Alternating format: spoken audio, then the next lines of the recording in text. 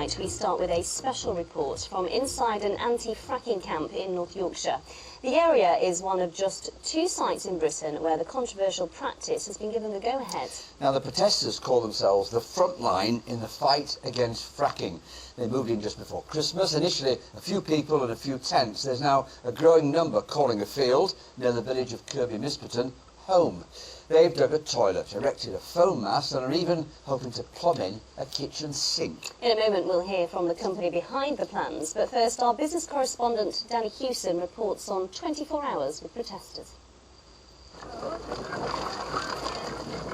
What's quickly apparent is the support this camp is receiving from within the local community. Donations of logs, food, water and many willing hands. It's become something of a hub and draws in visitors from right across the country. Some local campaigners had resisted the arrival of a camp, but others feel this was always the next step. We still want it to go back to court and to win on environmental grounds, but while this is here, it's sort of people wanting to show it's the only way to say no, politely, respectfully, in a Brydale fashion. So the local support is very strong. We've come basically because we live locally and we don't agree with fracking, and everybody's out here doing the very best, and it's cold and it's winter and it's miserable, and we just thought we'd just give a little back to help them, because we can't come and sit here because we're too busy, but we thought it'd be a nice thing to do to come and give them some warm food. But it's only been a month and those on site are preparing for a long campaign. Wi-Fi, 3G, sturdier structures are going up. Of course, there are no foundations. The self-proclaimed protectors are trespassing. This site belongs to the owners of nearby Flamingo Land. It's not necessarily ideal, but unfortunately that's the nature of the country that we live in now. The amount of common land is very limited, and particularly in this area.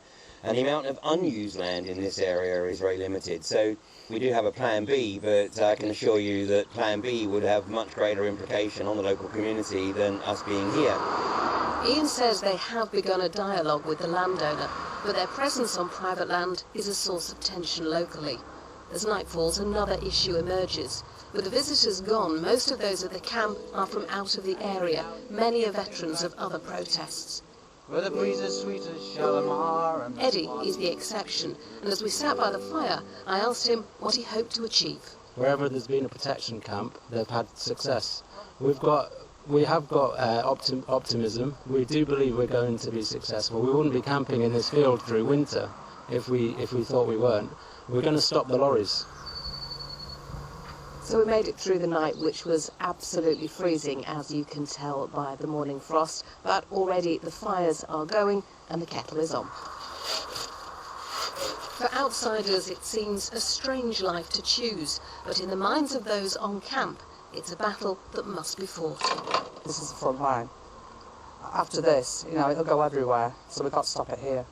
The next few months will tell the story. Danny Hewson, BBC Look North, Kirby Misperton. So, as you can see, the camp and protesters are ready. What do Third Energy think about them? I don't really have a view that the protesters would want to listen to. I don't spend my time on social media. I don't spend my time on Twitter. We've got a very important job to do, providing jobs for local people. We provide support for local businesses.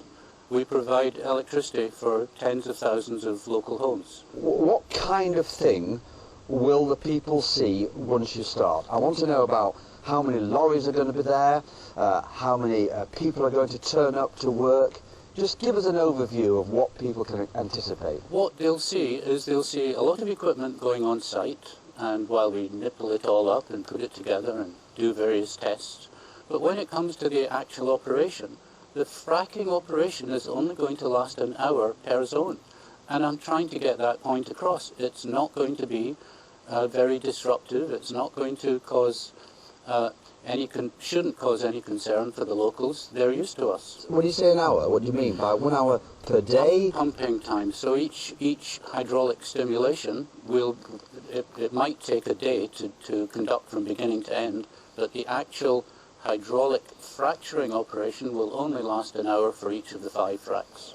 Let me ask you to put your reputation right on the line now. Is this safe, totally? That question has been answered so many times. The way you should ask the question is, can it be conducted safely? And the answer is absolutely yes. When I say safe, I also mean it in the wider context of environmentally sound as well. Now you've got the all clear to go. You can start tomorrow. When will you start? We will start when we are ready. And I've said already that there's conditions to be discharged by the Environment Agency, by the County Council, and we've also got a programme that will need to be approved by the Secretary of State. Imminent? You can expect it once we've achieved those objectives. Not much given away there, was there? But we're expecting things to be moving within the next few months. Later on Look North, the scenic villages